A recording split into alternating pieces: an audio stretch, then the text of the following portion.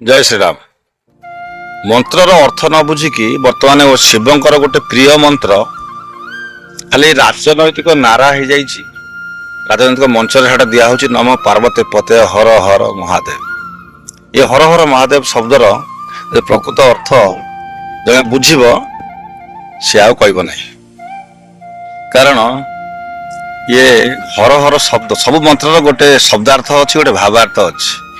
इठी जो हर हर दीटा शब्द लगी से कहते हे पार्वतीपति महादेव आपण आसिकी मोर जा अच्छी सब हरण कर नहीं जातु। सतरे शिव पलि आसबे तमें आगे मंत्र पढ़ तेणु शिव जो हरण करने आसबे तम अवस्था सब मंत्र भावार्थ शब्दार्थ बुझिकी कहतु कि पढ़तु।